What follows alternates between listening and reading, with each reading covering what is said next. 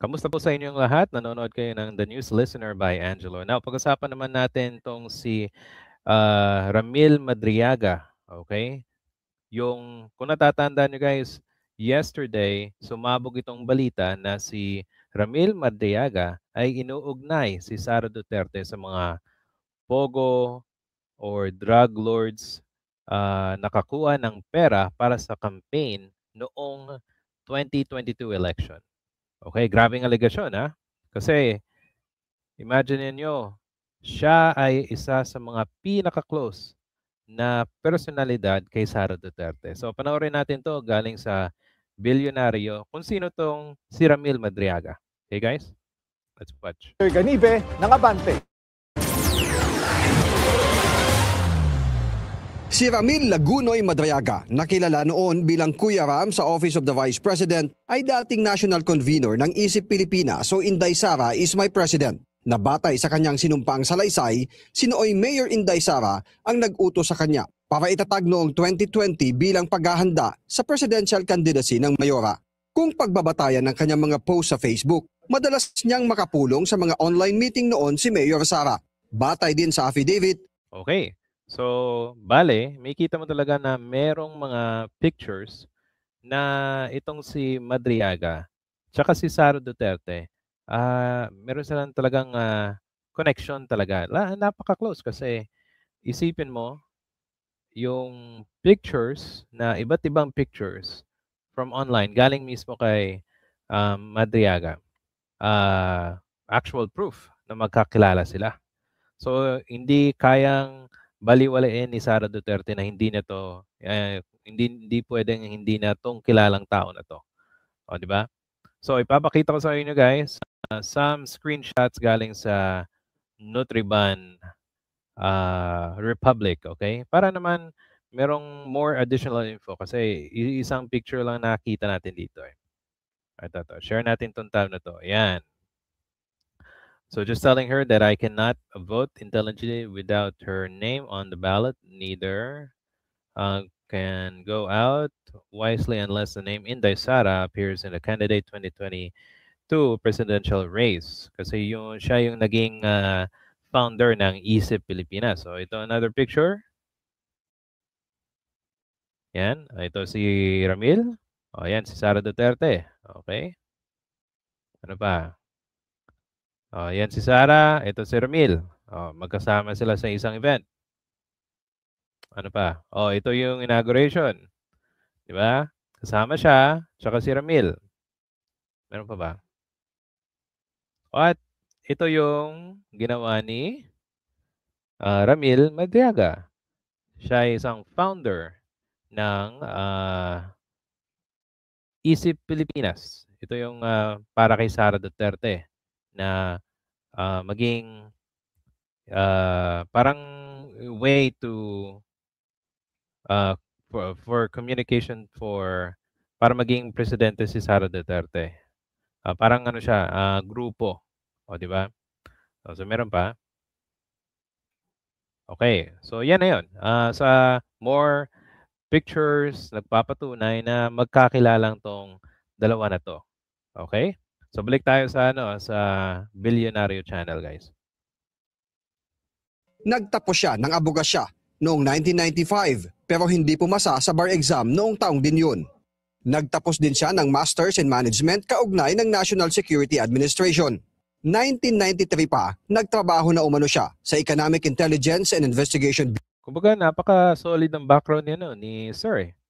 Imagine niyo, although hindi siya nakapasa ng bar, kinuha pa rin siya sa mga parang high level na na mga positions, di ba? Okay. Bureau ng Department of Finance. 2001 naman sa National Security Council at sa Intelligence Service ng Armed Forces of the Philippines o ISAF. Napasok din siya sa NBI at sa Revenue and Integrity Protection Service na isang anti-corruption task force ng DUF na nabuo sa bisa ng Executive Order No. 259 noong 2003. Mula 2016 naman. Wow. So, ang dami niya palang experience sa gobyerno. Diba? Halos mga intelligence group connected sa merong NBI tapos itong sa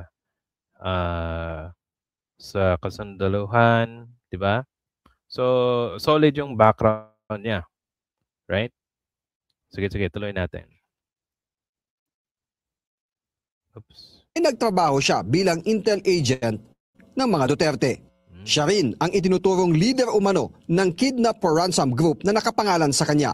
Batay sa mga report, notorious ang grupo ni Madriaga dahil sa pag-torture umano sa mga biktima at pinapadala ang larawan sa kamag-anak para makumbinsing magbayad ng ransom. Dati na siyang nahatulan sa Pasig RTC sa kidnapping taong 1997. Pero binasura ng Supreme Court ang kidnapping for ransom case laban sa kanya at ilang kapwa-akusado. Noong July 2023, inaresto si Madriaga dahil sa bagong kasong kidnapping ng 3 Chinese national. Dahilan kaya siya nakapiit sa BGMP facility sa Camp Bagong Diwa ngayon. Si Attorney Harry Roque ang abogado ng mga biktima. Ayon sa abogado ni Madriaga, panggigipit lang ito sa kanyang kliyente. Okay, konting ano lang, information guys. So, yung mga biktima ay Chinese. Tapos itong si Harry Roque yung abogado. Okay?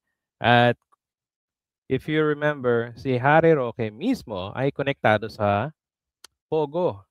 At may kasong siyang human trafficking na hindi pa nakakauwi. Sayang, hindi siya magpapasko dito sa Pilipinas. Di ba? So, yun. Siya yung, kumbaga, abogado. Di ba? At mukhang merong connection to si Harry Roque na kumbaga ayaw niyang lumabas dito sa bunganga ni Ramil. Kaya kinasuhan, ngayon nasa kulungan si Ramil. Okay? So, continue natin. Lahat ng problema niya na to, nung time na idemanda niya si Attorney Harry Roque, doon na nagsimula problema niya. So, ang feeling niya talaga, nakadagan yung problema sa kanya, pinagtulong-tulungan siya, pinabayaan siya, inabandona. At ang sabi niya, ilalabas kayo nalalaman ko tungkol sa usapin na yan. Gusto ko rin malaman ng taong bayan kung ano talaga yung galawan pagdating sa pera at iba pa mga sensitibong bagay na nandun sa affidavit talaga. Okay, pause natin yan. So, sabi ni attorney, mukhang pinabayaan daw siya, hindi siya tinulungan. Diba, parang sanggang dikit sila ni Sara Duterte. Kita mo yung pictures. Halos magkasama siya. Bumuo pa siya ng Isip Pilipinas. Pero mukhang pinabayaan siya ngayon. Diba? At ito yung reason na lumantad siya. Ipinakita niyo, nagsalaysay siya ng mga bagay na magdidiin kay Sara Duterte. Kasi kung pag-uusapan natin yung loyalty, sa politika at sa mga ganitong issue, parang walang loyalty.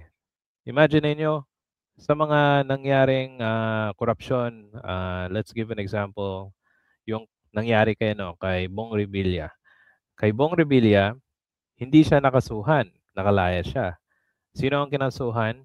Yung close kay Bong Revilla. Di ba? So parang ganito ang nangyari kay Ramil. Kumaga, siya yung dainan. Siya yung pinapatahimik ngayon. Meron pala siyang alas na kayang ibunyag. Yun ang nangyari. Diba? Sige, continue natin to. Ang tinutukoy raw ni Attorney Palad ay ang land grabbing issue laban noon kay dating presidential spokesperson Roque sa Bataan na inakyat niya ang kaso sa Office of the Ombudsman. Ang sabi nga niya sa amin ay may nakita pa siya mga Chinese paramilitary people doon sa loob ng lote na yon. So, dinimanda niya sa ombudsman, doon na nagsimula problema niya. And nung magkaroon ng problema between Madriaga and Roque at humingi siya ng tulong daw kay BP Sara, at ang sabi sa kanya hindi mo dapat dinimanda si Harry Roque kasi para mo na rin dinimanda ang mga Duterte. Sabi ni Attorney Palad, isusumiti nila sa ombudsman ng affidavit ni Madriaga. Wala pang pahayag ang tanggapan ng pangalawang Pangulo na nabigyan na natin ng kopya ng affidavit kahapon. Para sa... Okay. So by the way, 2 araw na hindi pa nakakapag-reply itong si Sara Duterte. Nakita ko sa news yung mga nalagay sa affidavit ni Madriaga, yun ang mga nagre-reply. Yun ang mga nagsasabi na they deny those accusation galing kay Madriaga. Pero si Sara Duterte nasa trip. Nag-world tour na naman sa The Hague. So, kitang-kita mo yung parang desperation ng ng tao na pinabayaan siya ng mga kanyang kumbaga iniidolo eh. Kumbaga kasama mo sa pagtatag, naging parte pa siya ng security, intelligence ng mga Duterte tapos ngayon kinasuhan, nasa kulungan, yung mga sunod-sunuran niya nakakalaya na nakakapag-world tour, 'di ba? So siguro ito na yung kanyang redemption. Hopefully, hindi ang makakapagpatunay na totoo 'tong sinasabi niya, siyempre yung korte, eventually yung magde-decide kung itong mga aligasyon ay tama o hindi. Right? At by the way, imagine niyo kung totoo man 'to, sa pagkakatanda ko, sabi noon ni Senator Trillanes, yung mga Duterte nakakatanggap ng pera galing mismo sa mga drug lords. Now, nung pinasa yung Pogo, ang dami palang anomalya, 'di ba? Merong drug trafficking, ah, crimes na nasa loob, may torture, human trafficking. Tapos, ito pa yung ah, parang additional info na yung Pogo, yung pera na nanggagaling sa Pogo, imagine niyo guys, hindi tayo kumikita ng maganda sa Pogo.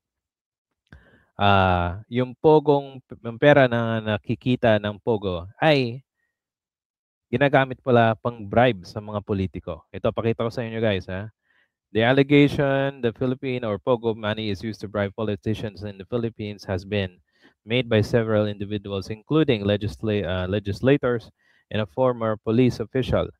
Itong si Lieutenant Colonel Jovi Espinido, former Cebu City Police Chief at poster boy of former President Duterte anti-drug war, testified committee hearing Pogo funds along with money from small town or STL wedding lords are allegedly funneled through Senator Bongo to fund quota reward system police operation during the previous war on drugs. So, that means hindi lang ginagamit ito sa drug war, parang pang-reward nila, pwede itong gamitin pang-bribe sa mga politiko o pondo ng mga politiko para sa kanilang campaign period, 'di ba? Kasi hindi gagana ang isang illegal kung walang blessing sa mga politikong magbe-benefit, 'di ba? At if you remember, panahon ni Duterte yung paglago ng Pogo, 'di ba? And lastly guys, so papatohanan natin na yung buhay ni Madriaga ay nasa bingit o let's just say nasa dangerous situation. Ito nakita natin to pakita ko sa inyo guys yung info galing sa Nutriban Republic. Ang kapatid ni Madriaga, sabi niya dito, Franz Rodriguez, I'm not sure kung sino yan, pero sabi dito, for your information, brother ko yung binabanggit niya, RM na kuyahan ni Sara at ninong din siya ng bunsong anak ni Sara Duterte. At sabi dito, alam na about this bago ginawa ni Pebbles ang video na to. May balak si Sara na patahimikin si RM na brother ko. With Roque, tinaniman nila ng ebidensya katulad ng ginawa nila kay Dilima. Sara is evil. Mas evil pa siya sa tatay niyang demonyo. Naawa ko sa iyo, sa inyong lahat na naniniwala sa mga Duterte. So galing mismo to sa kapatid ni Ramil Madriaga. So, palalim ng palalim at mukhang itong notarized affidavit ni Ramil, imagine niyo notarized yan kumbaga kung hindi to totoo, well, mas papaparusahan pa siya. So I think parang ano na to sa kanya, do or die. 'Di ba? Kasi hindi pinabayaan siya ni Sara Duterte. So ito ang nangyari. So ano sa tingin niyo guys? Kung meron po kayong suggestion, comment sa ating video, paki-comment po sa ating comment section. And if nagustuhan niyo po, please hit the like and subscribe button. Salamat po sa pakikinig and I'll see you sa susunod na video.